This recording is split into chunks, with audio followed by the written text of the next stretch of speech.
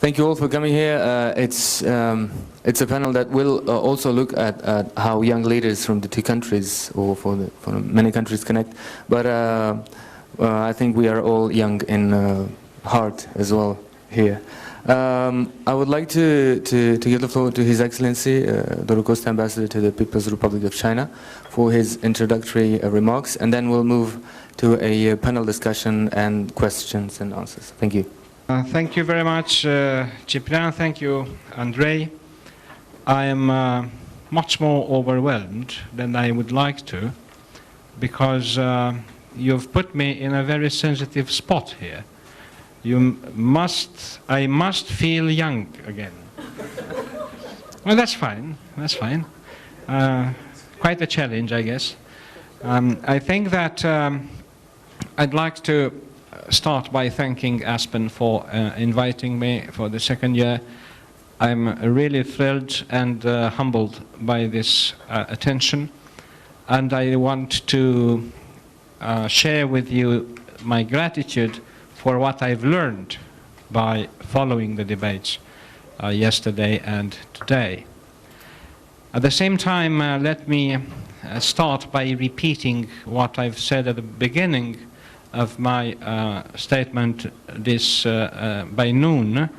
I'll put down my ambassadorial hat, and I'll try to speak out of my experience, limited, modest, and superficial, of over almost 4 years in China. I don't think you can pretend to know China after 4 years. Yet it is, again, a challenge to try to understand it. So I try to keep my statement as brief as possible in order to allow for the young leaders to speak more. And I've tried to focus on the title. I picked two terms of this title, and one is trust, the other one is West. So we talk about trust between the West and China, and about young leaders. Young leaders, meaning, as I gather for Ciprian, up to 35 years old, give or take. 6, 7. All right. Where were these leaders 35 years ago? Where were we 35 years ago? And where was the world 35 years ago? When the reform and opening up process started in China with Deng Xiaoping, it was a period of time when the world discovered what le défi mondial was. You would remember Jean-Jacques Schreiber's book, Le Défi Mondial, end of 70s, beginning of the 80s. That was the start, or whereabouts, of globalization, which was then called interdependence. And this is when the process started in China. Several years later, we learned that the world was a village. So the information age has kicked in. So we developed alongside these lines, and the younger generation in China developed along these lines. And now we know that the world is flat. Everybody knows that. 683 million internet users in China. Figure may be wrong. I think it is old figure. There may be more than that. And almost 400 million bloggers. And you know what? What they use, I don't have it here. You have a phone, an intelligent phone with you. Over 65, up to 70% of them use the phones, not the laptop that Teresa is using. So what I mean to say by that is that this generation of young leaders, of young people, which is the next generation of leaders, has grown like the Romanian fairy tales say, in 1 year as much as others did in 7 years. All right. We have the younger generation on the other side. Which side? I wonder. West. West of what? West of China? All right. What lies west of China? Iran.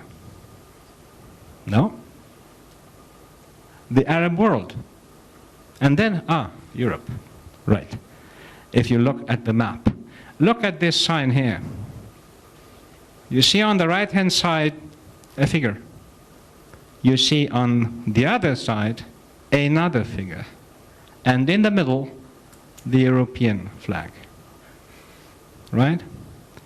That may be a subject for a whole debate. What I mean to say is that the younger generations in both the West and China have learned about one another more and quicker than the traditional generations used to do or did. So what we are facing now is a couple of musts. And what crossed my mind was, for instance, we must have an open mind when we look at one another. We must learn about the other so that we know more about the other with a view to understanding the other and ending up with accepting the other. If we cross these stages, then we may start trusting one another. But trust is a two-way street. You can't trust somebody unilaterally. That's not trust, I suppose. So we see an unbalance here because of the sheer amount of knowledge and the quality of that knowledge. And I focus now on the relationship between the youth in Romania and China. There is an extraordinary reality here. If you happen, and when you happen to have the chance of talking to Chinese my age, a little bit older than you, they will tell you Romania, Lumania. Yes, right. My first furniture was made in Romania.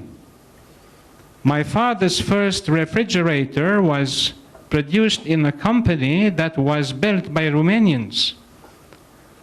And trust me, it is no secret anymore that senior leaderships in China will tell you my first Western-like suit was bought in Bucharest, because there was a time when Bucharest was the only stop for Chinese flights going far west. If we ask now the younger generation what they know about Romania, they say, who? They have not seen the famous movies that we know, we've grown up with, and that at one time they were the only movies, foreign movies in China. So this is why I think we have a special relationship, there is a special relationship between China and Romania. And this is why I think we are entitled to talk about trust. And because we trust each other, we learn also how to deal with differences between ourselves. And this is the final part of my opening remarks, because I think that nowadays what is badly needed is that sides, both sides, the West and whatever that means, I leave it to be defined, and China, to learn that disagreeing on something makes you no enemy, You may simply disagree. And in order to go beyond that disagreement, you need to talk more to one another. I guess that expanding programs like this one run by Aspen Institute, by Aspen Romania, Young Leadership Program, to have an international component will be extremely welcome. There is an international young political leaders meeting in Beijing, which is convened, I think, in 10 days' time, which covers the young politicians from the 16 countries in Central and Eastern Europe, which is a good thing. But I think that we would also like to continue, and personally I would strongly encourage Aspen to make this a permanent component of their programs. Thank you very much, and I'm looking forward to learning more about the young leadership of China now. Thank you.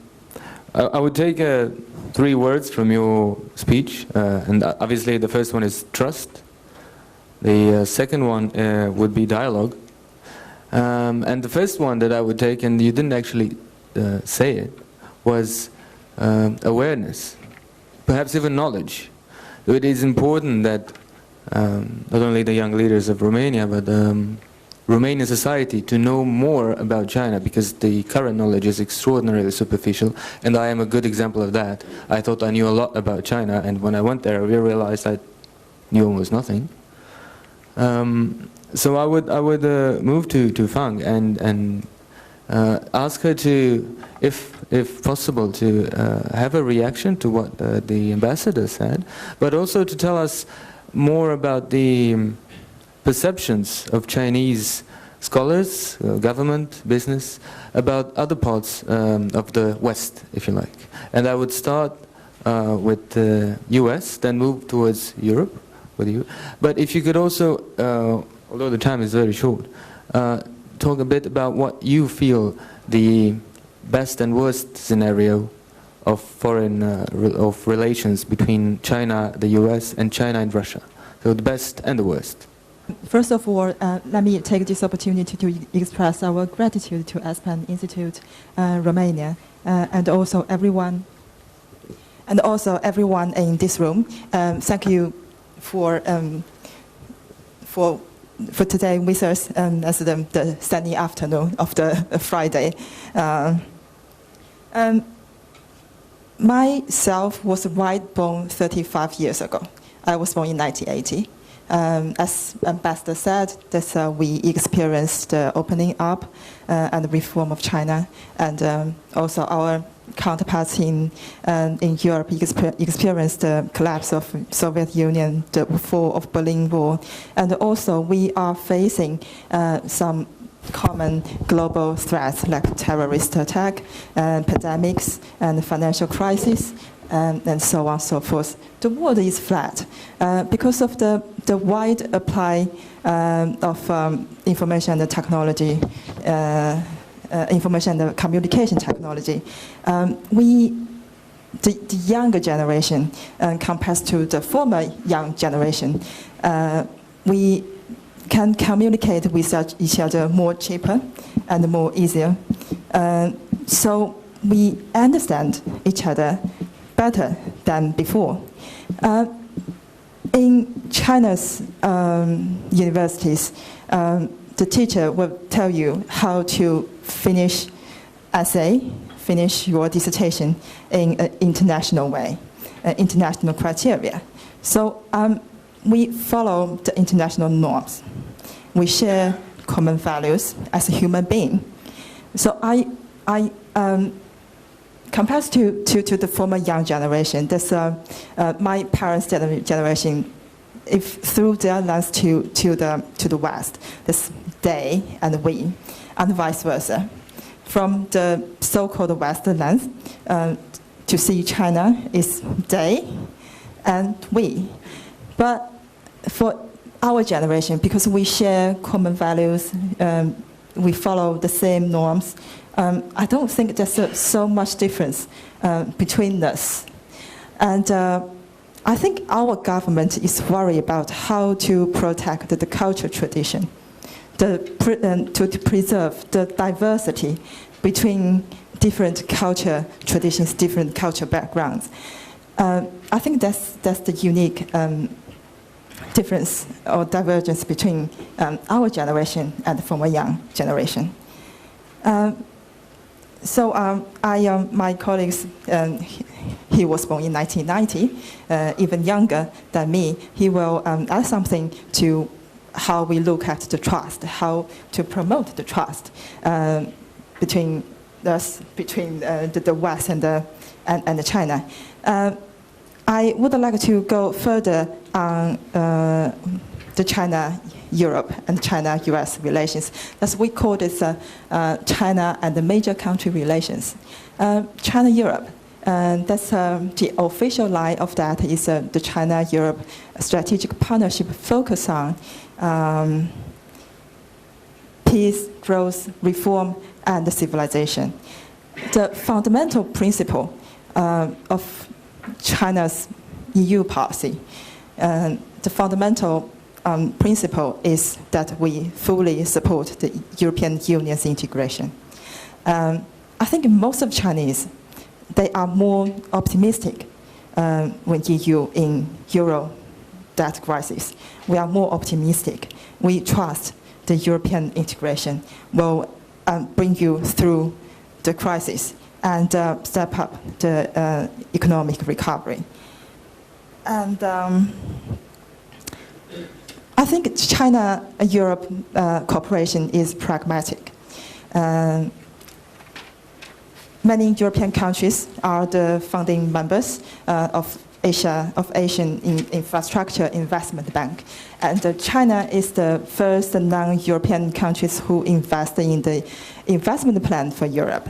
And we established the China-EU joint investment fund this year when Premier Li Keqiang's visit to Brussels. And as we know, the European Union is implement the structural reform as we did in China. So we have several working groups and also dialogues to talk on the urbanization, the structural reform, the international economic governance reform, and so on and so forth. So I think the communication between China and Europe is abundant, and the people-to-people exchange are great. If you look at or do a survey on the SIS, which I'm working for, our website, you will see the most exchange, the international exchange, the people-to-people exchange are from European Union, less from United States and our neighboring countries. So I'm quite optimistic of the future of China-Europe relations. And the China-US relations, that's more complicated. President Obama said China-US relations is the most important relations in the world. Not one of, just the most important. It doesn't mean the China-Europe relations is less important. That's because the China and the US are different. US is the sole superpower in the world, and China might be, in their perspective, is the only one can challenge them, probably. But I want to say is, I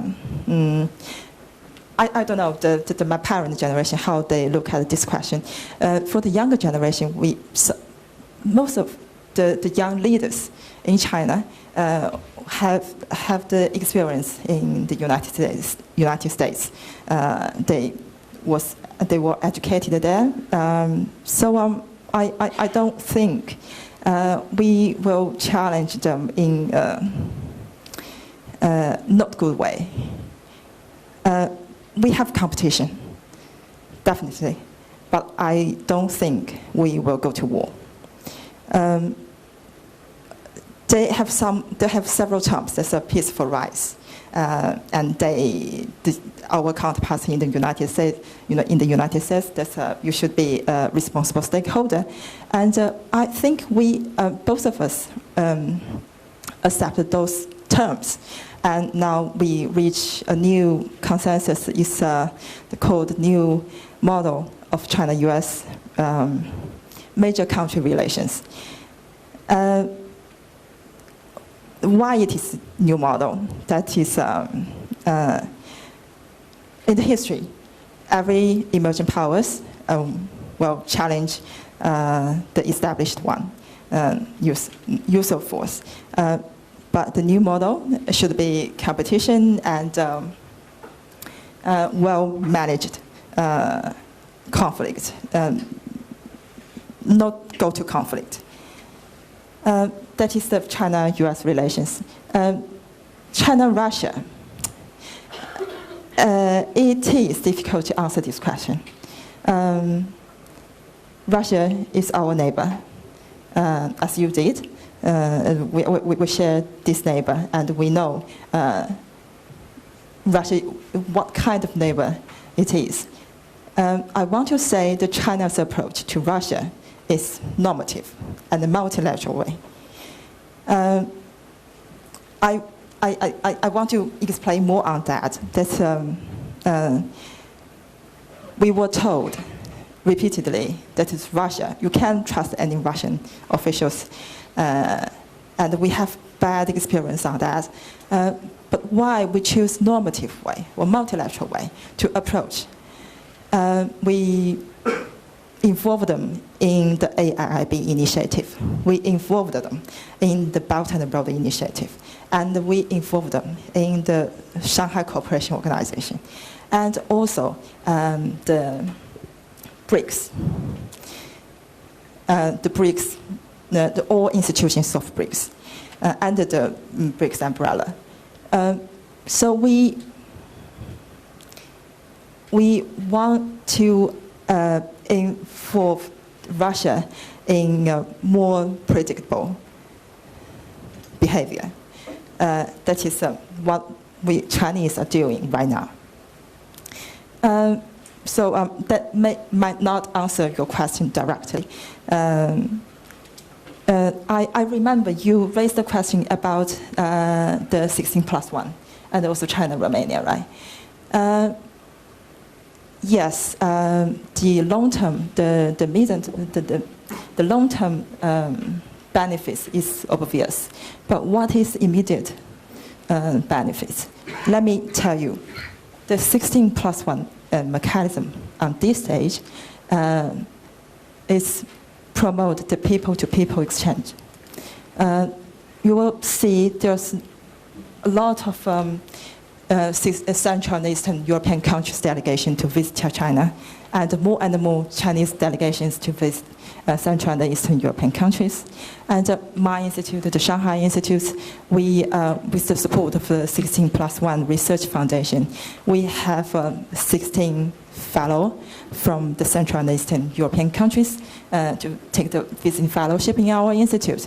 And during their stay in Shanghai, they extended their contacts in Shanghai, in China. They find business opportunities in China. So I think that is the immediate benefit for both China and the Central and Eastern European countries. I will stop here and looking for... 谢谢.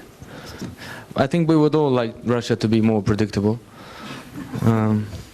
As somebody said today, it's important from time to time to look at the obvious. So perhaps this would be of more use when we look at Russia, and where China looks at Russia. Now, Zhou, you work for a Chinese organization that looks at Europe. And I was wondering, in your work, when you look at the European Union, what do you see? Do you see the European Union, or do you see individual states? First of all, I want to thank you to sit here and to listen so young people Bavaria here, and with much tiredness and without Wi-Fi, Wi-Fi here. I said, why I mentioned Wi-Fi because I'm thinking about the role of Wi-Fi. That is, in my opinion, that is connection. And I see today's topic is mutual understanding, and I think that with Wi-Fi, a human being, we can connect outside and to learn the world, and so does the mutual understanding. I think that mutual connection, the communication, it is the first and the base for us to debate and to build a mutual understanding. And I think China and Europe, there are a lot of story, both good or bad. We can look around history in 19th centuries. If the Britain delegation to China, to Chinese emperor, is succeed to open the market from the bilateral table, if Chinese history and the world history will change, but it's not. This is bad. But somehow it is perhaps also good news for us that China learned a lot of from the world and changed a lot, so that today we can see the best or the good story of our bilateral relations. How about today's Sino-European relations? We can see it is very good, and no matter for Great Britain, for France, for Germany, and also for Central Eastern Europe. And I think we cannot ignore a fact or base that now each year there are more than 5 million Chinese people and European people go to the other countries, the others ground, so that is a base of our mutual understanding. I remember that French Foreign Minister Laurent Fabius, he has words that China is the that he went to China is the second many times, and not Berlin, not Washington, and not Moscow. And of course, the first is Brussels, because that is EU's seat. And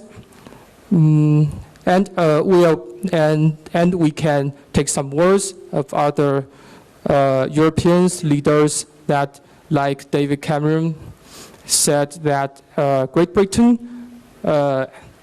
has a will to be the most reliable partnership in the west of China. And last year, our President Xi went to Europe, and there are promotion between China and France, China and Germany, and also China and EU. So that is a good story.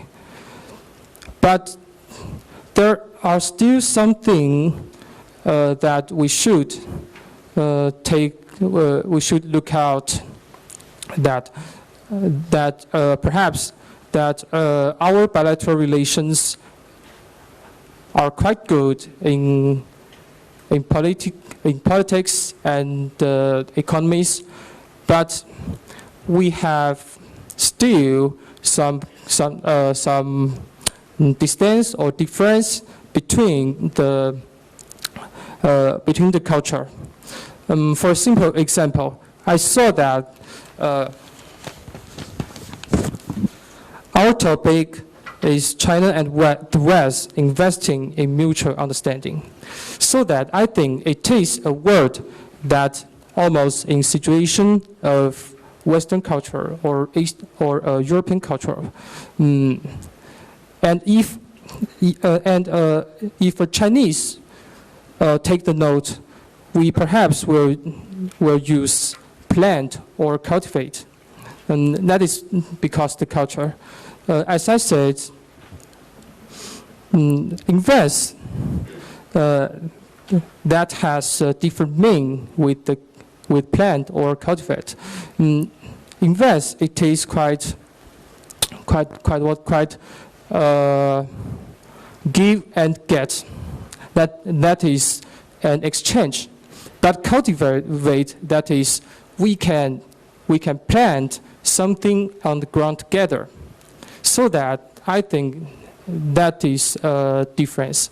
I think that is why our president Xi in 2012 was sent a suggestion of One Belt One Road, and the concept of the destiny community. I think that that is a Chinese ideal to the world.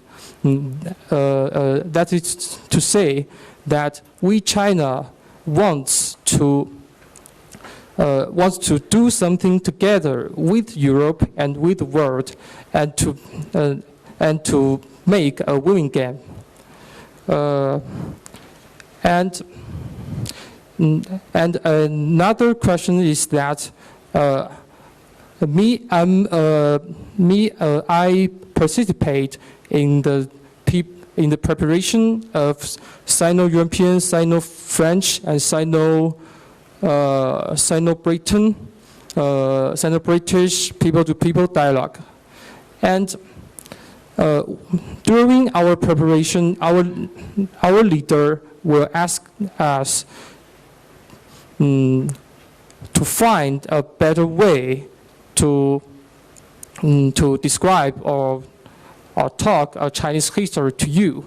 And he almost say, and she always said that we must use a way in European culture that to seek your understand.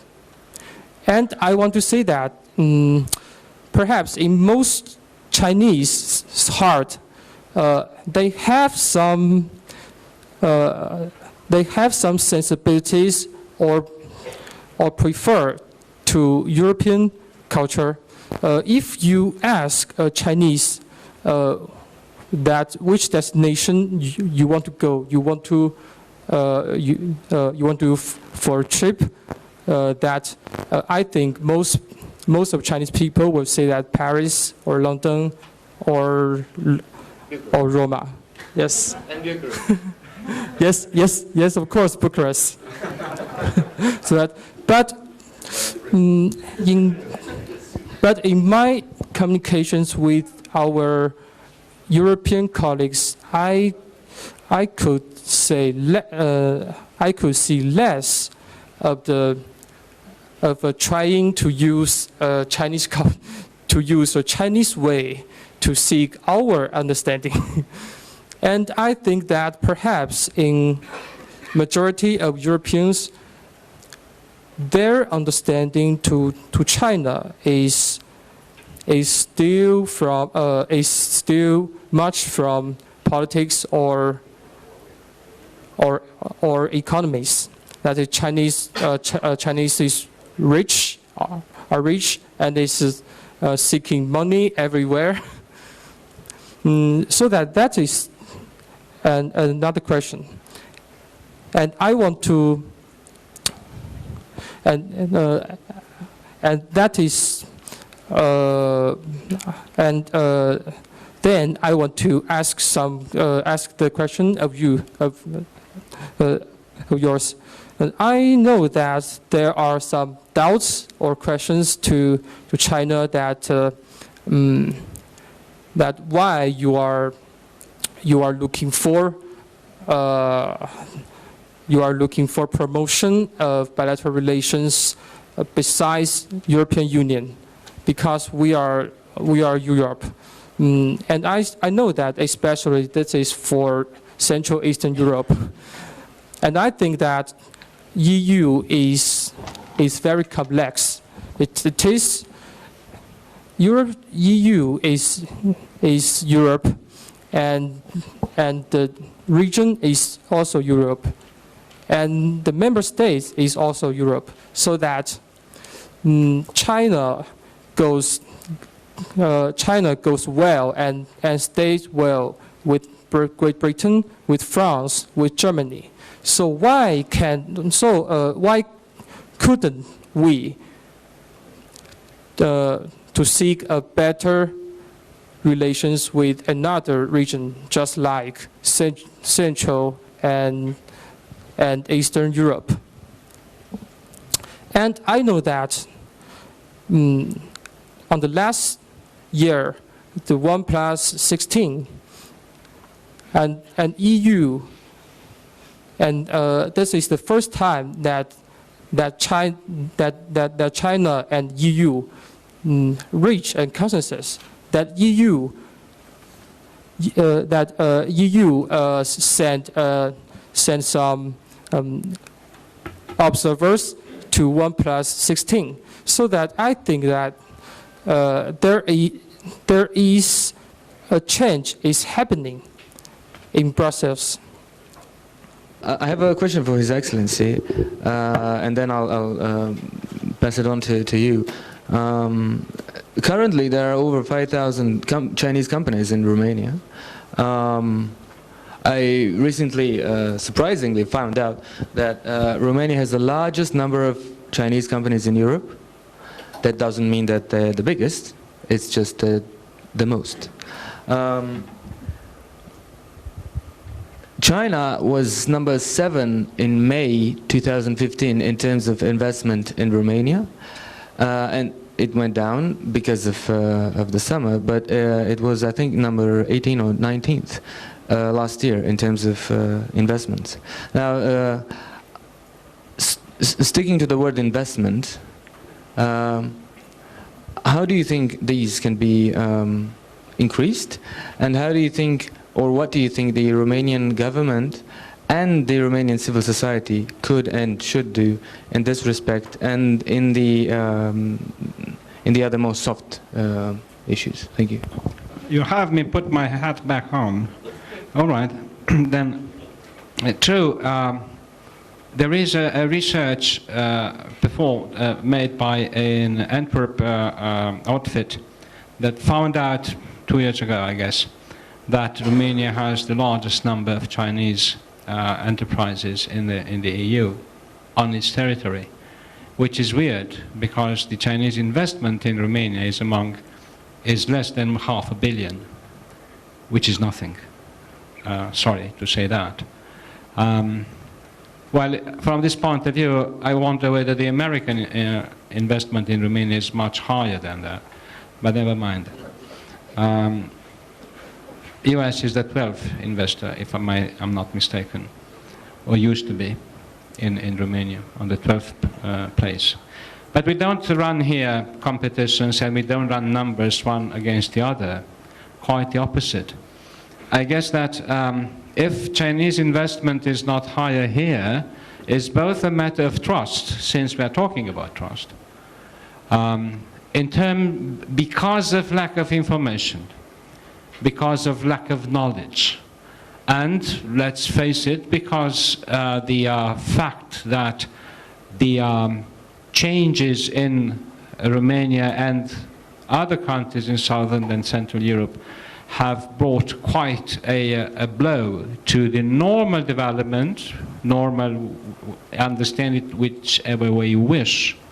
There was a serious lagging behind in the economic performance, whereas other economies, particularly Germany and other countries in the western part of Europe, went much better. 42% of the EU-China trade is Germany.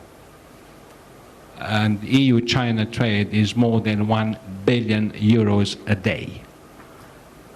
You draw the conclusions, what we are talking here about. What can be done? More things like this. More sharing information. Again, my friends' friends, they will need to Google or, whoops, Baidu, Romania, in order to find out about Romania. Our friends know about China quite a lot, particularly its old tradition, civilization, Great Wall, nest, bird's nest, smog, huge highways, and that's it. Superficiality is the common denominator between the two sides. We need to go beyond that. The government, be more aggressive, more coherent. This is, I'm not revealing state secrets here. This is what the leaders of the Romanian government demand from themselves and from the others. We hopefully are on a good track. And as Dr. Fang said, I'm optimistic that things would be better. They are better already, but this is another matter of looking on figures. Thank you. Hello, Teresa Fallon, European Institute for Asian Studies. Thank you very much for your presentations. Just two questions.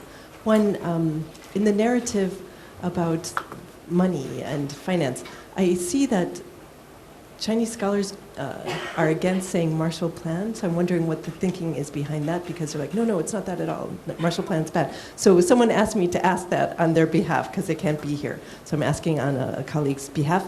And the second is a point, you mentioned this 1 billion figure, but the US trade with Europe is even higher. So it's important. Yeah, US is not United States of America, but in the name. It doesn't mean United States of Europe. And the other point is, in your presentation, Professor Fang Xiao, you mentioned that the Chinese Communist Party is concerned about maintaining cultural traditions in China. And I'm wondering how that fits in with the history, recent history, with the Cultural Revolution. Mao wanted to destroy all the culture, the traditions. So how does this fit into the modern narrative? Thank you. Thank you. Shovgi Mehtzadeh, Minister of Foreign Affairs of Azerbaijan. I will brief. I have good news for our audience and our Romanian friends. Yesterday we had 2 days high-level conference in Tbilisi dedicated to the Silk Road issue with the participation of international organizations, ministers, heads of the governments. And this year we have tested 2 cargo trains from China to Azerbaijan and Georgia. It took about 7 days. And very soon is going to launch these corridor and most probably as a first door to the European Union, it will be Romania. It will depend on competition and what is going on in Odessa, because they are going to make reforms there, etc. This is good news, and I think that this is how the Romania will contribute to regional cooperation and integration issues. My question will go to Ms. Fang. How do you see, from your perspectives, the perspectives and the advantages of this corridor in compare with others? And what kind of the additional contributions the countries should give in order to support this shortest and I think that most appropriate route of transporting from east to west and vice versa. Thank you. One more question. Yeah. Mureșan Euris Foundation. I want to take advantage having in front of us the representative of CICIR, which is the most important think tank in China, and Shanghai Institute of International Studies, which is ranked among the top 10 in the world in a very sophisticated network on international scale. So We spoke about trust and use. What do you expect from this 16+1 network of think tanks, which already was set up, had some meetings, and is invited to have a contribution? What do we have to do in the countries participating to this project? And second, I heard about initiative Himalaya Forum. 15 years ago, being in Shanghai, we had discussions with our colleagues about something in Central Asia, something like that, maybe a Shanghai initiative. And then we have Shanghai Cooperation Organization. Maybe Himalaya Forum will have the same way of development of regional initiative. Thank you so much. Thank you so much. Last question from our one of our young leaders. Thank you. Daniel Georgescu from Aspire Academy and the Romanian Youth Forum. There was a lot of talk tonight about the young leaders of today and tomorrow and their views on China and Romania.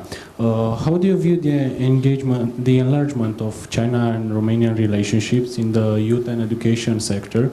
And how do we ensure that the next leaders will understand very well the culture of China and Romania? Thank you. Thank you. Ambassador, would you like to have a reaction to that? Because I know you might be... Yeah.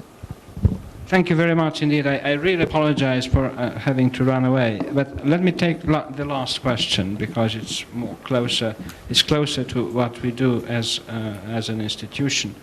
I think that expanding and intensifying the relationship in the cultural and education sectors between Romania and China is a must if we want to cultivate this relationship and invest into it in a better way.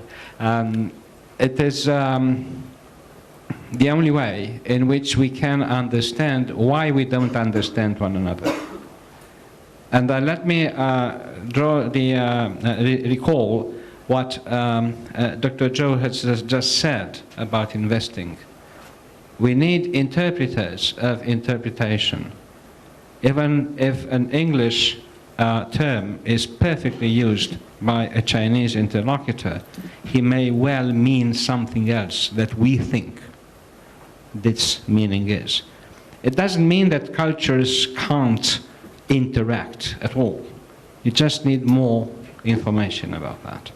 So I'm certain that not only us need to do that, not only us, Romania, others as well. One may say that in order to understand the Chinese, you should think Chinese. It may be very true. At the same time, it is equally true that if you want to understand Europe, European, Romanian, you think like a European and a Romanian. Otherwise, it doesn't work. So it's a both. This is why I said it is a two-way street in order to have trust. I really apologize. Please don't misunderstand me. We'll see you again. We'll meet in Shanghai.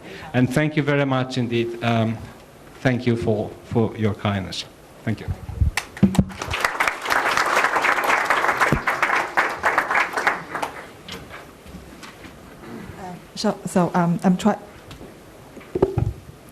I'm trying to brief to answer all the questions. The first is the Marshall Plan. The Marshall Plan, right? Of course, it's not a Marshall Plan because all the strategies is how to say 共有共享. So anybody can help me how to say 共有共享? Common ownership? Common ownership, yeah. Common ownership and sharing, and with all parties and who participate, and these all kinds of the projects we initiated. The second is the culture tradition. I don't refer to rebuild the Chinese traditional culture after which destroyed by the Cultural Revolution. I refer to the UNESCO's criteria of in the modern era, in this kind of technology, with the new technology, how to preserve the traditions in different civilizations and different culture. I refer to that. It's not only the revive of the culture destroyed by the Cultural Revolution. The third one is the Eurasia Corridor, the railway. I think it takes time. I want to explain more on the China-Europe relations with this kind of link. A strong Europe serves China's interests. We have many reasons. We need to diversify our foreign currency reserve, so we need a euro. We need a strong euro. We need to diversify our investment overseas, so we need to invest in euro assets and all other European assets. And we setting a goal to promote the trade between China and Europe. So we build more connections. The sea route, the railways to promote. And we open the Chinese market to the European products. So that's why we have such kind of connectivities, to invest on such kind of connectivities. That's why we initiate the Belt and Road Initiative. And also the Infrastructure Investment Bank. And it's the Trust, Youth, and the 16+1 think tank. Both of us are working at a think tank of China. We are preparing for this kind of young leader, the think tank young leader program for 16 countries and China to promote the people-to-people exchange. So maybe in next year, most of you will get my invitation to visit China to attend this kind of forum. Of course, we need the foreign ministry's support. Himalaya Forum, I have no idea about that. So it's a Kika's flagship? No. Okay. Thank you very much. I think you have to go to another event, but if you have any reaction to the questions? Okay, I will shortly brief. I will answer briefly. Focus on the 1+16 because yesterday during the dinners, Mr. Ambassadors also said that yes, this 4 years we have lots of consensus and lots of fruits, but he thinks that perhaps a traditional cooperation goes to top or can still head, so that how can we make some new platforms, make some new space. I think that right. A think tank forum is one of them, and I think exactly there is already some models or examples between China and Europe. We can see that on September of this year, when during the Sino-European people-to-people dialogue, and we had a forum of think tanks, and there were more than 40 experts from China and Europe. So that I think this is practical. And for the future, I want to say that in our Chinese culture, we take that 摸着石头过河. Yes, yes. We say that we can touch some stones step by step. That is some words by Deng Xiaoping, and we can see that as EU, it doesn't know where she will go in 10 years, so that we can seek our destinations together. Thank you. Thank you very much. With that, I would like to thank the two speakers and the ambassador, and to thank all of you, not only for this panel and the questions, but also for your presence at the 4th edition of the Bucharest Forum. I remember a couple of years ago when I was in an office with somebody creating the logo, which was approved in the end. There was a mention during the panels about the Arabic sign here. There was a lot of mentioning about the EU flag. There was some mentioning about the India symbol, and we have now touched upon more on the Chinese symbol. It's a panda, yes.